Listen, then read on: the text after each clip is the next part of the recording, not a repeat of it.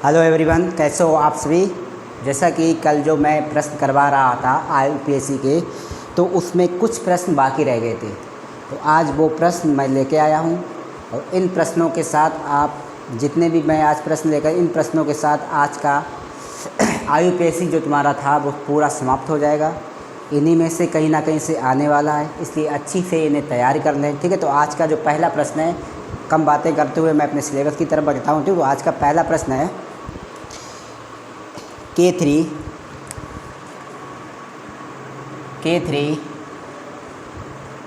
CO small bracket ANO 2 आवेश minus whole 6। इस प्रकार से ये आपका प्रश्न है। तो आपको हमने कल बताया था कि सबसे पहले आपको ऑक्सीकरण संख्या निकालने, जिससे IUPAC नामकरण करने में सरलता आ जाए। ठीक है, मतलब IUPAC नाम आपको आसान लगे, नहीं तो IUPAC तो आपको निकालना ही पड़ेगा। ऑक्सीकरण संख्या तो आपको निकालना ही पड़ेगी, तब IUPAC का नामकरण करना और आसान हो जाएगा। ठीक है, तो हम देखते हैं हमारा ये कल क्या कर रहे हैं। ये 3 है तो हमने 3 लिख दिया। हमेशा केंद्रीय परमाणु को X मानेंगे, मैंने बोला था। और ये इसके ऊपर आपका ये माइनस का आवेश चढ़ा, तो ये माइनस के 6 हो जाएंगे, क्योंकि आवेश हमारा केवल माइनस है। और जब भी एक 6 के साथ मल्टीपल करता है तो 6 ही आएगा बराबर 0। अब इसे अगर सॉल्व करते तो x - 3 बराबर 0, क्योंकि -6 में से 3 जाएगा प्लस के, तो माइनस का 3 पक्षांतर करने पर x बराबर आपका +3 प्राप्त होगा। ठीक है, सभी को समझ में आ रहा है। फिर अब हमको नामकरण करना, ये किस प्रकार से होगा। सबसे पहले मैंने बताया इस प्रकार का अगर संकुल में उपसंयोजित संकुल अगर दिखाई दे तो किस प्रकार से करना है। तो सबसे पहले हम इसका नाम लिखेंगे, तो पोटेशियम। जिन बच्चों ने पिछली क्लास नहीं देखी है वो ज़रूर देख लें, क्योंकि अगर पिछली क्लास नहीं देखोगे तो ना तो इसका नियम समझ में आएगा ना इसका रूल समझ में आएगा। इसलिए पिछली क्लास ज़रूर देख लें, खासकर पार्ट 4, उसमें मैंने सारे नियम लिखवाए हैं। पोटेशियम, इसके बाद हमें लिगेंड का नाम लिखना है। लिगेंड तुम्हारा कौन है? Nitrito, hexa nitrito. और जब लगाए तो उसके साथ में NO लगेगा। हमने जब ने टेबल बनवाई थी लिगेंड की माइनस वाली, ऋणात्मक वाली, तो उसमें N लगाया था। ठीक है, जो याद कर लेना सभी बच्चे। इसके बाद आपका केंद्रीय धातु का नाम आएगा। केंद्रीय धातु का नाम क्या है? कोबाल्टेट। ऐसे कोबाल्ट होता है लेकिन 8 जुड़ जाता, कोबाल्टेट। ऑक्सीकरण संख्या बाद में लिखते हैं, कितनी आई है? 3, तो 3 ऑक्सीकरण संख्या लिख देंगे। सभी बच्चों ने ये लिख लिया होगा, उम्मीद है जल्दी से जल्दी लिख लें। इरेज करने वालों में से अब जल्दी से नोट करें, स्क्रीनशॉट ले लें। जब सभी बच्चे स्क्रीनशॉट ले लें इसका। ठीक है, अब अगले प्रश्न की तरफ चलते हैं। हो गया सभी का? ओके। अगला प्रश्न है के, केवल सिर्फ के है, ब्रैकेट। ठीक है, के है, फिर ब्रैकेट PT, साथ में Br2 लगा हुआ है। ये एक लिगेंड हो गया Br2, और एक और लिगेंड लगा हुआ है, उदासीन लिगेंड आपका और लगा हुआ है, साथ में ब्रैकेट क्लोज कर दिया उन्होंने। अब आपको पहले क्या करना है? ऑक्सीकरण संख्या निकाल लेनी है। तो ऑक्सीकरण संख्या निकालने के लिए आपको पहले हमने बताया था, तो आपको क्या करना है कि हमेशा याद रखना है कि तुमको इस पे क्या बैलेंस है, बताओ जल्दी। इस पे क्या बैलेंस है? 1 बैलेंस है। ठीक है, और ये इसका बैलेंस कितना है? 0 है या नहीं? जल्दी बताओ, जल्दी। 0 है या नहीं? 0 है या नहीं? जल्दी। किस बच्चों को याद है कि उदासीन अगर लिगेंड होता है तो उसका मान कितना होता है? 0। ठीक है, यहाँ पर Br3 लिखा हुआ है, लिगेंड Br3 लिखा हुआ है जरा। अब हम इसे अगर सॉल्व करते हैं, 1 + x -3, उदासीन का मान 0 होगा बराबर 0। -3 में से अगर 1 जाएगा तो x बराबर -2 बचेंगे, और 0 की वैल्यू नहीं होती तो बराबर 0। पक्षांतर करेंगे तो x बराबर +2 निकले आएगा। सभी को समझ में आया? एक बार फिर समझ लेते हैं। पोटेशियम हमारा केवल 1 बार है, इसलिए 1 लिख लिया। प्लेटिनम को हम X माने क्योंकि हमारा केंद्रीय धातु है। और Br3 हमेशा बी आर के ऊपर चार्ज माइनस का 1 होता है, इसलिए 3 मल्टीपल 1 के साथ करेगा, 3 एकम 3 तो माइनस का 3 रह जाएगा, और ये उदासीन है तो उसका मान 0 आ जाएगा, तो बराबर 0। अब इसे अगर हम सॉल्व करते हैं तो -3 में से 1 जाएगा तो माइनस के 2 बचेगा, पक्षांतर कर देते हैं तो प्लस के 2। मैंने कई बार कहा है, हर बार यही कहा है कि ऑक्सीकरण संख्या हमेशा प्लस में ही आएगी, धनात्मक में ही आएगी, ठीक है। क्योंकि आपको अच्छे से पता है जब भी किसी धातु की ऑक्सीकरण संख्या निकालनी है, और ख़ासकर धातु तो हमेशा धनात्मक होता है, धन विद्युतीय होता है, हमने इसके बारे में पहले ही बताया था तुम्हें। आगे हम इसका नामकरण करते हैं, तो उसका पहला तो वही लिखेंगे पोटेशियम, पोटेशियम। इसके बाद आप लोग बताओ कौन सा लिगेंड है, ये वाला लिगेंड पहले आया, ये तो ये बास से स्टार्ट है, ये ए से, तो पहले एमीन पहले आ जाएगा आपका। हमने बताया तो अल्फ़ाबेट यहाँ यूज करना है, कल की क्लास में, परसों की क्लास में अल्फ़ाबेट यूज करना है आपको। इसके बाद 3 बार आया तो ट्राईब्रोमीन, ट्राईब्रोमिडो, हमने कहा था अगर ऋणात्मक लिगेंड है तो ओ लग जाएगा, तो ट्राईब्रोमिडो, ब्रोमिडो। इसके बाद हमको लिखना है केंद्रीय धातु का नाम, वो भी पीछे लग जाएगा 8, तो किसका नाम हो जाएगा प्लेटिनेट, प्लेटिनेट। और साथ में ऑक्सीकरण संख्या आपकी 2 आए तो जे भी लग जाएगा, साथ पीछे लग जाएगा। ऑक्सीकरण संख्या रोमन अंकों में लगती है, हमने कल ही क्लास में बताया था। सभी जब बच्चे जल्दी से जल्दी इस प्रश्न को नोट करें, हम इरेज कर रहा हूँ, सबने कर लिया, अच्छी बात, इरेज कर रही है, इरेज कर दे रहा हूँ मैं। इसके बाद अगला प्रश्न है नए तरीके का, कैल्शियम 2 और ऊपर चार्ज लगा हुआ है इसके 2, bracket FeCN6, Fe small bracket के अंदर CN6 होल 6, इस प्रकार से आपका प्रश्न लगा है। अब इसका आपको करना है, पहले तो हम ऑक्सीकरण संख्या लेंगे। देखो ऑक्सीकरण संख्या पहले निकाल लेते हैं, देखो थोड़ा जल्दी नहीं, आराम आराम चलते हैं क्योंकि अच्छे से समझना। अगर आपका चार्ज +2 है, किसी धातु के ऊपर कोई चार्ज +2 है और वो 2 बार लिखा हुआ भी है, तो उसका मल्टीपल हो जाता है, तो 2 दूनी 4, तो हम इसे 4 लिखेंगे। और ये केंद्रीय धातु परमाणु, तो हम इससे X निकालेंगे क्योंकि इसका तो हमें आंसर ही निकालना है। और हमने कहा था CN एक प्रबल लिगेंड है और ये हमेशा माइनस का चार्ज रखता है 1, तो माइनस के 6 हो जाएगा ये, क्योंकि ये 6 बार लिखा हुआ है, बराबर 0। अब हम अगर -6 में से प्लस के 4 माइनस करें तो x बराबर, x माइनस के 2 आ जाएगा, तो बराबर 0। अब हम पक्षांतर अगर -2 का करते हैं तो ये प्लस में 2 आंसर बाहर निकल आएगा। यहाँ तक उम्मीद है सबको समझ में आया होगा। अब करना क्या है आपको, इसका IUPAC नामकरण करना। तो IUPAC नामकरण करने के लिए सबसे पहले हमने क्या कहा था आपको, इसका नाम लिखना है क्या है, कैल्शियम, क्योंकि यहाँ धातु स्टार्ट हुआ और ये तुम्हारा माइनस लिगेंड है, तो ये बाद में आएगा, तो यहाँ से स्टार्ट करना है। तो इसका नाम कैल्शियम है, तो कैल्शियम लिख लेंगे। कितनी बार आया उससे हमें कोई मतलब नहीं, 2 बार आया हो चाहे 4 बार।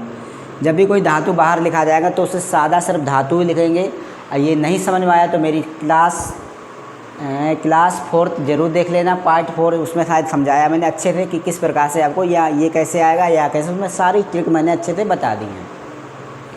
इसके बाद हमें लिगेंड का नाम है, तो ये लिगेंड हमारा 6 बार, तो इसे लिख देंगे हेक्सासाइनो, हेक्सासाइनो। टेबल अच्छे से याद हो गई होगी तो सबको ये आसानी से लग रहे होंगे, समझ में आ रहे होंगे। तो हेक्सासाइनो। इसके बाद आपको नाम लिखना है आपको नाम लिखना है धातु का। धातु कौन है तुम्हारा, लिगेंड, अरे केंद्रीय धातु कौन है, फायरेट। तो फायरेट क्यों आया, क्योंकि 8 लग गया। ऑक्सीकरण संख्या 2 आए तो 2 हम लिख देंगे इस प्रकार, ठीक है। सभी का ये प्रश्न होगा, सब लोग स्क्रीनशॉट लीजिए, जल्दी से ले ली। चले अगले प्रश्न पे चलते हैं। सबने ले लिया, ओके। अगला प्रश्न अब हमारा होगा Na3 सोडियम पे 3 है आपका, ब्रैकेट के अंदर है CO स्मॉल ब्रैकेट NO2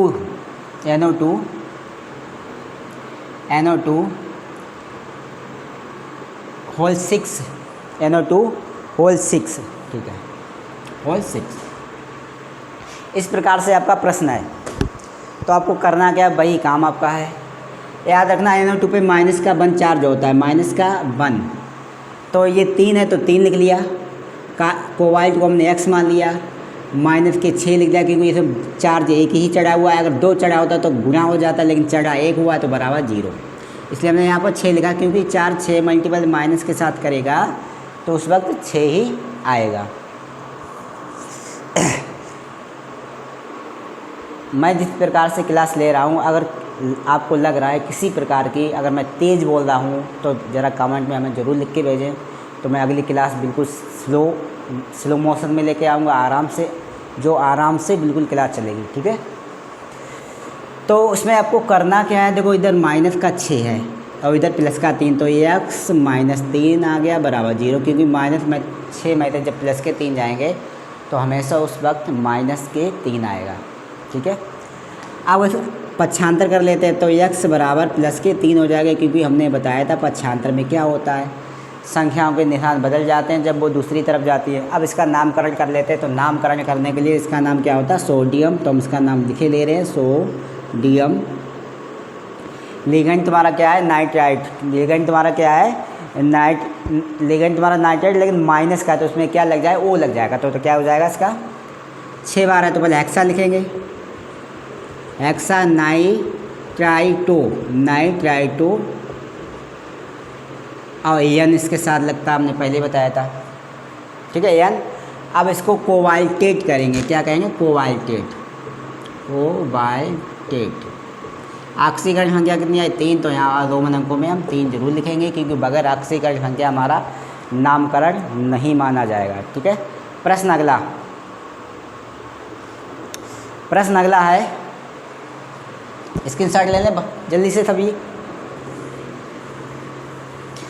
प्रश्न अगला है सोडियम पर, फिर वही है चीज़, सोडियम पर चार्ज प्लस है, ब्रैकेट के अंदर है आपका Mn, मैग्नीज इस बार आया है, और लिगेंड के रूप में लिखा हुआ CO, कार्बोनिल 5 मतलब 5 बार आया है तुम्हारा कार्बो लिगेंड। अब इसका हम सीधा ऑक्सीकरण संख्या निकालते हैं, जल्दी से लगाएं 1, क्योंकि 1 ही चार्ज है, x माइनस के, बताओ माइनस, अब यहाँ ज़रूर आपको बताना ये माइनस का है या प्लस का है या उदासीन है, जल्दी टेबल याद की है, नहीं याद की तो याद रखना, ये लिगेंड जो है तुम्हारा उदासीन होता है, उदासीन का मान होता है 0 बराबर 0, और x प्लस, तो ठीक है x जब x का मान आपको ज्ञात करना तो उस वक्त तुम्हारा आंसर 1 ही आएगा इस कंडीशन में। ऑक्सीकरण संख्या कितनी निकलेगी, 1, ठीक है, 0 + 1, ठीक है। तो हमेशा याद रखना, हमने पहले ही बताया कि हमेशा ऑक्सीकरण जो संख्या होती है वो प्लस में ही नोट की जाती है। अब हम इसे सॉल्व कर लेते हैं भाई। सॉल्व करने के लिए क्या करना होगा, पहले तो हम लिखना है सोडियम, स्टार्ट करेंगे सोडियम, फिर है पेंटा है, 5 बार आए पेंटा, कार्बोनेटो, नहीं कार्बोनिल है क्योंकि हमारा उदासीन है, अगर माइनस होता तो उसका नाम जरूर कर नाम चेंज करते, तो उसका नाम क्या हुआ, कार्बोनिल।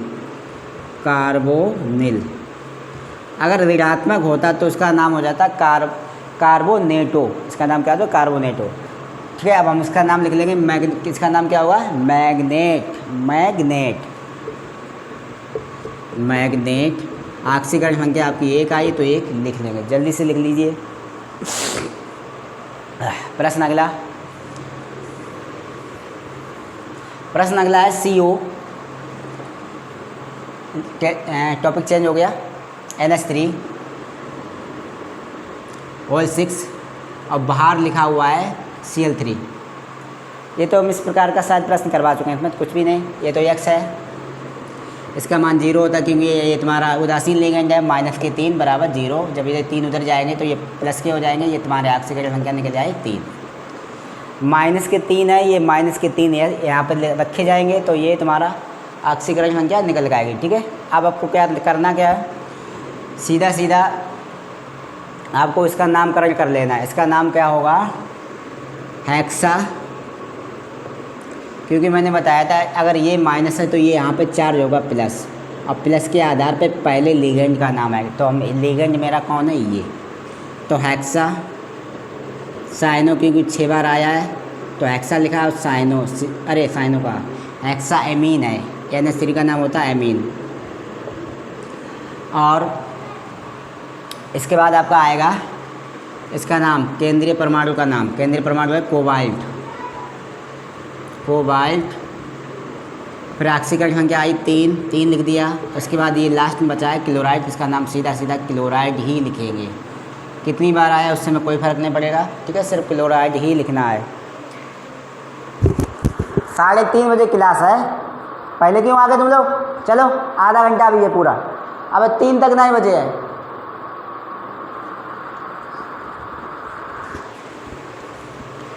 अगले प्रश्न के साथ चलते हैं हम लोग।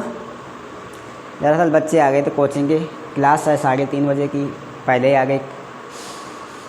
तो अगला प्रश्न है हमारा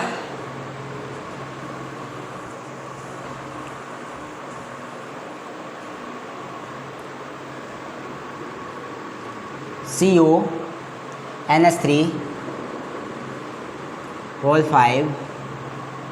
फिर Cl लगा हुआ है और फिर ब्रैकेट क्लोज के बाद Cl2 भी लगा हुआ है।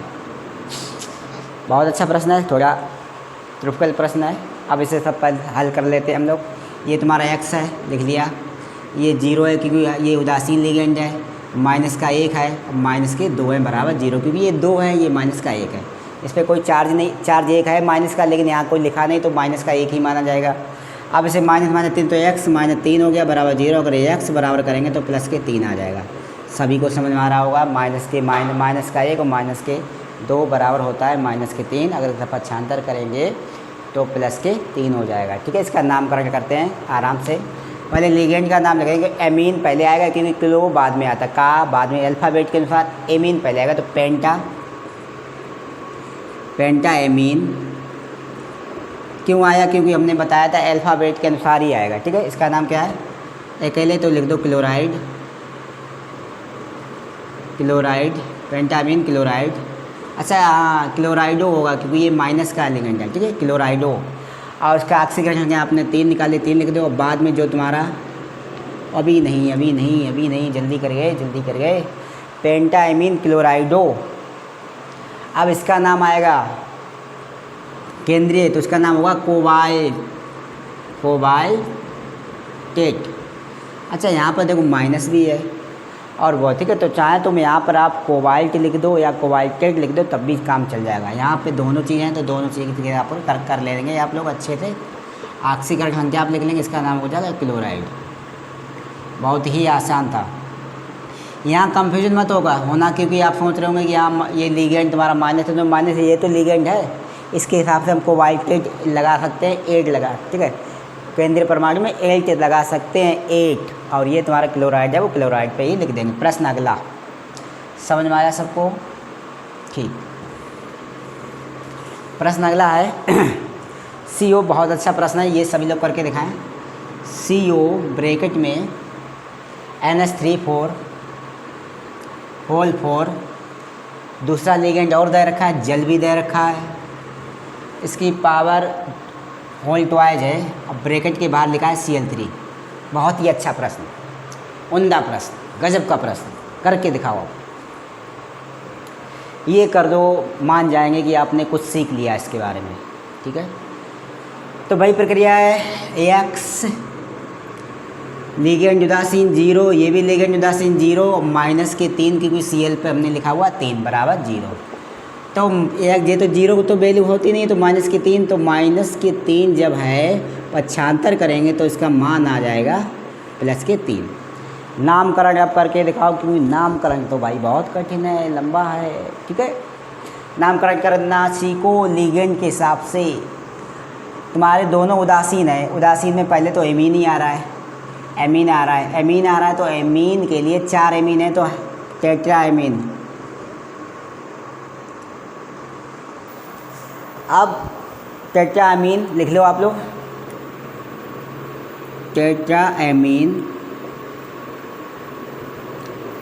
डाई एक्वा, क्योंकि 2 बार तुम्हारा है, लिगेंड दूसरा क्या है, डाई एक्वा। अब फिर केंद्रीय धातु का नाम क्या है, कोबाल्टेट। कोबाल्ट लिखा जाएगा क्योंकि इस बार कोई माइनस लिगेंड नहीं है। कोबाल्ट कितनी ऑक्सीकरण संख्या 3, और क्लोराइड है 3, तो 3 से हमें कोई नहीं, सिर्फ नाम लिखना है क्लोराइड। तो आज की क्लास में वो क्लास थी जो प्रश्न बचे हुए थे तुम्हारे कल के क्लास के लिए। कल जो क्लास ली थी उसमें कुछ प्रश्न रह गए थे, तो उसके अकॉर्डिंग जो भी प्रश्न रह गए थे वो आज मैंने करवा दिए हैं। और इसके बाद भी आप लोगों को समझ नहीं आया है तो कमेंट बॉक्स में मैसेज करें और मुझसे पूछें कि मुझे ये बिल्कुल ही समझ ना आए, तो मैं इनके बारे में दोबारा क्लास और सरल तरीके से आपको दे दूँगा, पढ़ा दूँगा, जिससे आप लोग अच्छे से समझ पाएँ और यूपी बोर्ड में अच्छे नंबर प्राप्त कर पाए। और एक बात, यहाँ से हर साल ही आता है पेपरों में, चाहे वो यूपी बोर्ड हाई स्कूल हो, चाहे वो यूपी बोर्ड कक्षा 12 हो या 12th जो भी हो, और कई कंपटीशन परीक्षाओं में IUPAC पूछे गए हैं। इसलिए मैंने पार्ट 3 में सारे नियम लिखा रखे हैं। उस नियमों को पढ़ने के बाद सारी क्लासें बाद की देख लेना, तो तुम्हारे जो IUPAC जो कंप्लीट हो जाएंगे। और हाई स्कूल के लिए उससे पहले भी मैंने क्लास डाल रखी हैं, तो वो सारी क्लासें हाई स्कूल की केवल 2 क्लास है, उन 2 क्लासों में ही कंप्लीट कर दिया है। आपके 2 से 3 नंबर कंप्लीट हो जाएंगे। ठीक है, तो आज के लिए इतना ही, फिर अगले दिन मिलते हैं। जय हिंद, जय भारत। और एक बात, क्लास आप सब लोग देखते रहिए, क्योंकि मैं हर वही चीज़ पढ़ाने वाला हूँ जो यूपी बोर्ड पूछता आया है और पूछता रहेगा। इसलिए मेरे साथ बने रहिए। यूपी बोर्ड में अगर अच्छे नंबर प्राप्त करना चाहते हो आप लोग, ठीक है, मैं हर वही क्लास हर वही प्रश्न लेके आऊँगा जो यूपी बोर्ड को टच करेगा। मतलब आप वही पढ़ना चाहते हो जो यूपी बोर्ड में आए, और मैं वही पढ़ाना चाहता हूँ जो यूपी बोर्ड पूछता है। ठीक है, तो बने रहिए मेरे साथ अगले क्लास के लिए। जय हिंद, जय भारत, नमस्कार।